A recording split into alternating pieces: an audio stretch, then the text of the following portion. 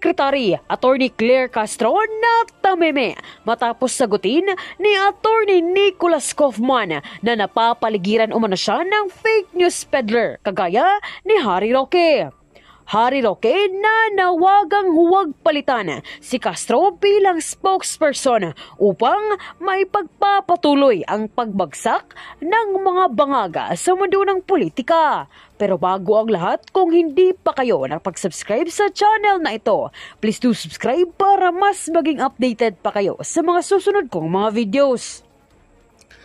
Naihi sa salawal ang kasalukuyang tagapagsalita ng Pangulo na si Claire Castro matapos banatan ng rumaragasang pahayag ni Attorney Nicholas Kaufman kaugnay sa pahayag nitong mali ang mga impormasyong natatanggap niya. Attorney Kaufman pinatunayan sa publiko na walang mali at batid niyang totoo ang kanyang mga impormasyong nakukuha batay na rin sa kanyang investigasyon. Harry Roque sinampal sa pagmumukha ni Castro kung gaano kasakim at kadumi ang kanyang amo na si PBBM dahil sa mga kadasang ginagawa nito sa bansa at sa mga Duterte.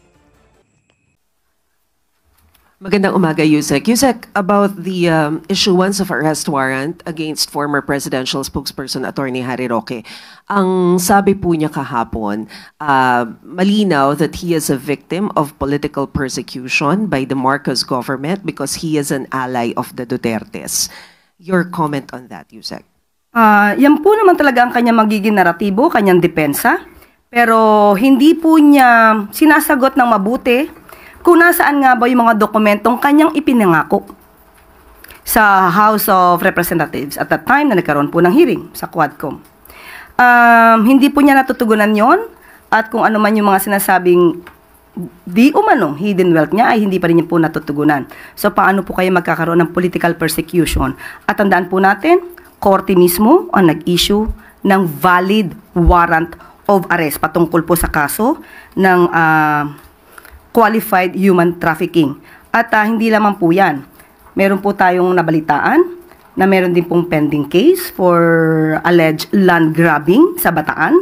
At ito po ay di umano'y nakapending sa Ombudsman since 2023. So siguro dapat din po natin malaman ang detalye dito at ang katotohanan tungkol sa akusasyon ng mga 77 farmers patungkol sa di umanong land grabbing na ginawa ni Atty. Harry Roque.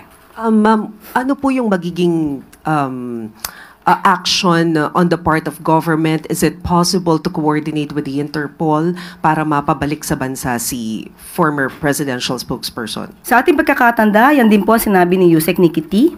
ng DOJ. Maaari po sila makipag-cooperate at makipag-coordinate sa Interpol patungkol po dito. So abangan na lang po natin kung ano man po ang magiging aksyon ng pamahalaan sa pamamagitan po ng DOJ. Pero may sinasabi po kasi si Attorney Roque na sa ngayon, hindi daw pwedeng maipa-deport siya pabalik dito sa Pilipinas dahil ayon daw sa international law, meron pa kasi siyang petition for asylum. So, kumbaga, nakapending pa doon. Of course, meron pong ganyan na sinasabi patungkol sa karapatan na wag muna siyang dalhin sa bansa kung saan may kaso. Pero ito po ay kung may maipapakita pong harassment. Kung wala po siya mapapakitang harassment mula sa gobyerno at mapapatunayan na ang mga kasong ito ay legal na nasampa at may mga basihan para siya ay ma-issuehan ng warrant of arrest, hindi po tayo maniniwala na hindi siya maaaring dalhin sa Pilipinas. Thank you, Yusek. Follow-up question, Maris Umali, GMA7. So, ma'am, ibig sabihin, even, kasi yun po yung ini-insist niya when we were at The Hague before, ang sinasabi niya, it is part of the provision as an applicant for a political asylum seeker that hindi siya pwedeng galawin at all. Hindi siya pwedeng ipa-deport, hindi siya pwedeng arrestuhin. Kumbaga, he is untouchable as a political asylum seeker.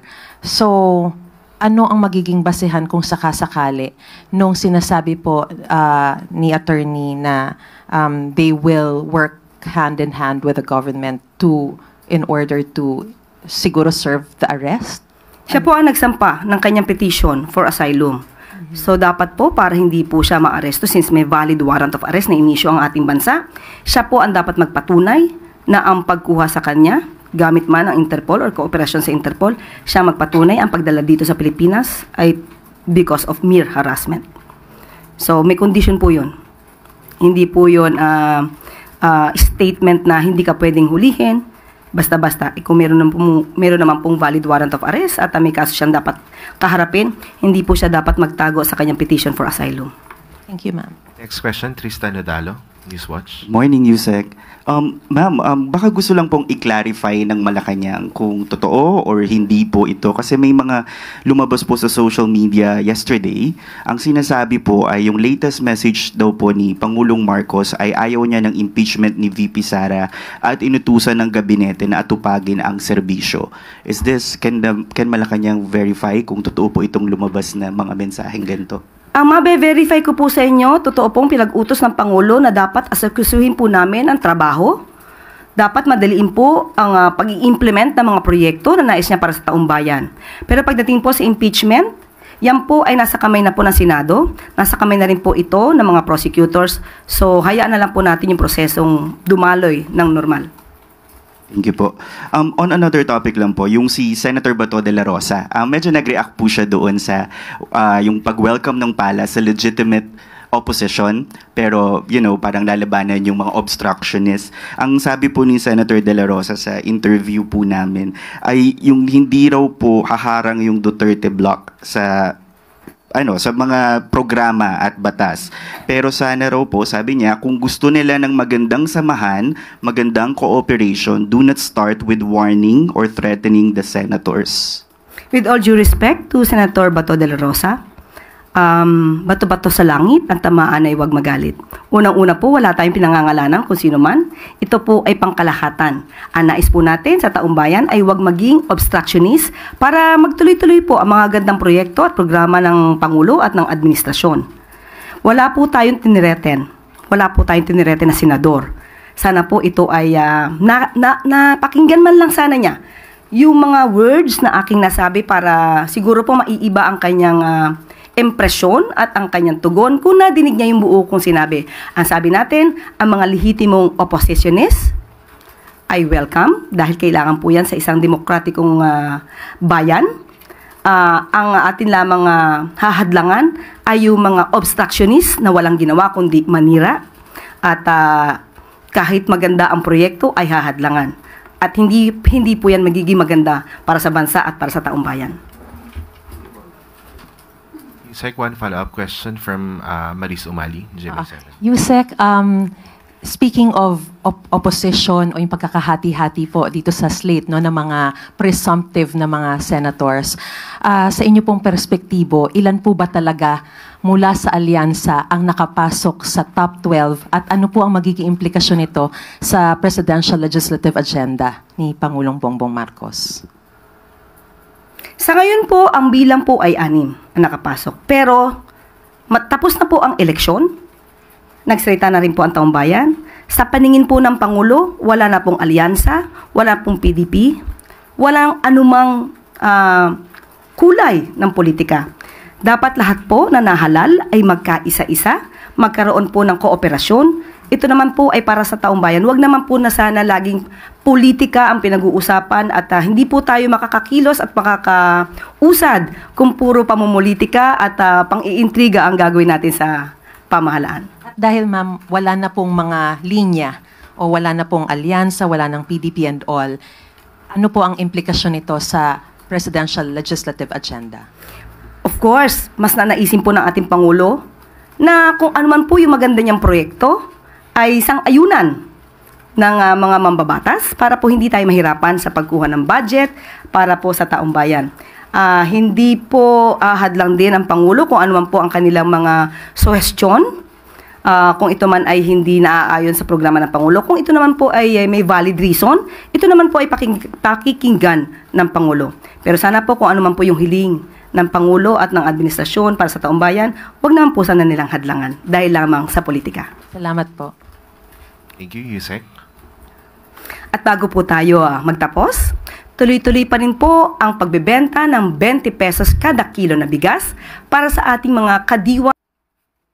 Magandang umaga, Malacanang Press Corps. Welcome sa ating press briefing ngayong araw. Simulan natin sa magandang balita na dala ng administrasyon ni Pangulong Ferdinand R. Marcos Jr. sa bagong Pilipinas. Alinsunod sa direktiba ni Pangulong Ferdinand Marcos Jr. na isulong ang food security at maritime development sa West Philippine Sea, inilunsad ang kadiwa ng Bagong Bayaning Mangingisda o KBBM program. Sa ilalim ng programang ito ng Philippine Coast Guard at Bureau of Fisheries and Aquatic Resources, ipinadala ang MV Mamamalakaya na direktang mamili ng mga sariwang huli mula sa mga ngisda sa Baho de Masinloc. Bukod sa pagbili ng huli, ay magbibigay rin ito ng subsidiya sa krudo at yelo bilang tulong sa mga mangingisdang nahihirapan sa transportasyon at iba pang gastusin.